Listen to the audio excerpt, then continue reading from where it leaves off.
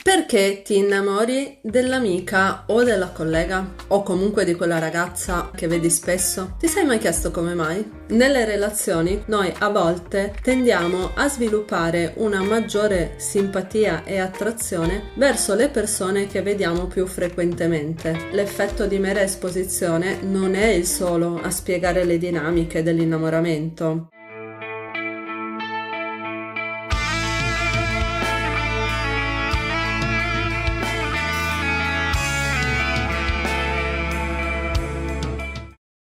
Perché ti innamori dell'amica o della collega o comunque di quella ragazza o donna che vedi spesso? Ti sei mai chiesto come mai? Questo fenomeno ha un nome, si chiama effetto di mera esposizione. Se non mi conosci, io sono Daniela Coin, sono un'educatrice professionista specializzata nella crescita personale e relazionale maschile, quindi aiuto gli uomini a stare meglio con se stessi e di conseguenza ad avere relazioni più belle e più sane con le donne.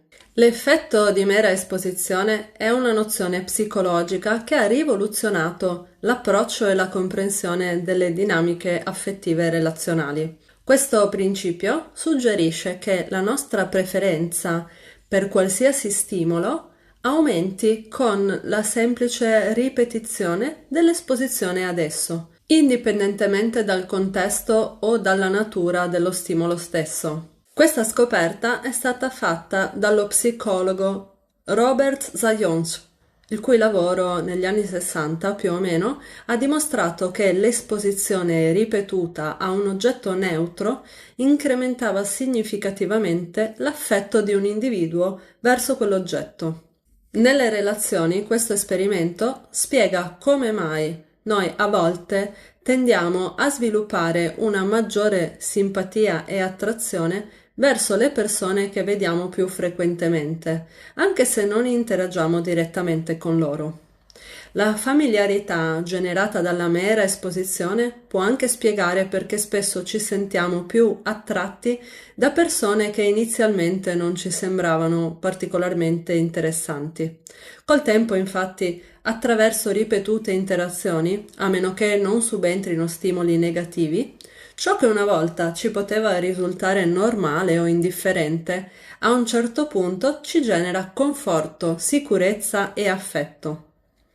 Probabilmente tu avrai subito l'effetto della mera esposizione in tantissimi contesti, come per esempio nell'ascolto di un brano musicale.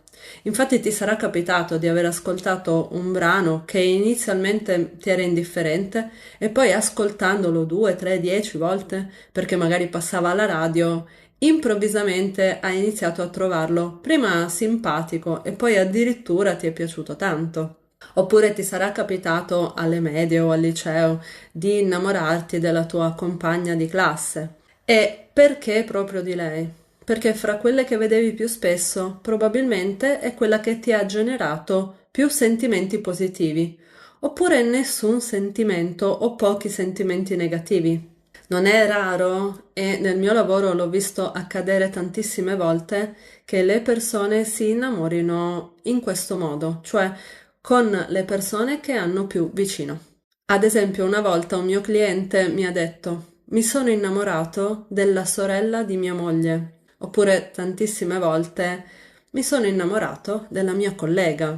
Oppure: mi sono innamorato della mia migliore amica. Prima era mia amica e poi a un certo punto improvvisamente mi sono accorto che mi piaceva. Ovviamente l'effetto di mera esposizione non è il solo a spiegare le dinamiche dell'innamoramento, ci sono tanti altri motivi. I motivi per i quali ci innamoriamo sono talmente tanti che servirebbe un video di almeno 2 ore per spiegarli tutti.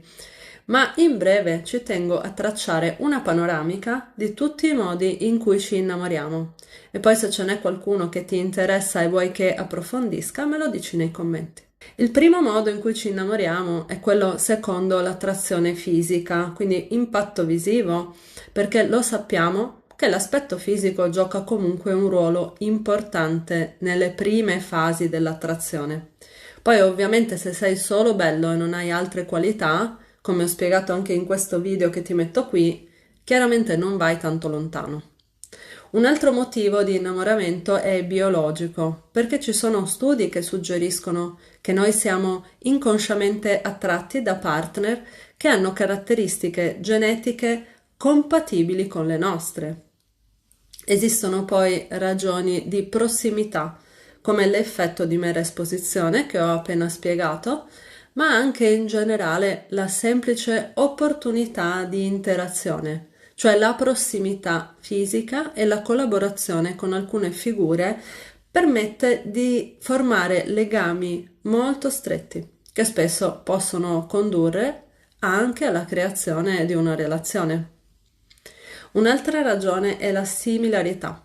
Per esempio, la condivisione di interessi, valori, hobby, credenze o ideologie, e tutto questo può favorire anche l'innamoramento, ma anche la riflessione del nostro sé in termini psicologici. Infatti noi tendiamo ad avvicinarci a persone che riflettono aspetti di noi che noi ammiriamo e che dobbiamo in qualche modo sviluppare o scoprire dentro di noi. Altra ragione di innamoramento è la connessione emotiva. Se c'è apertura emotiva, la condivisione di esperienze intime, profonde, pensieri e sentimenti personali, può accelerare il senso di intimità e vicinanza. Sempre nell'ambito della connessione emotiva, anche dare supporto può diventare un modo per creare un legame emotivo con un'altra persona.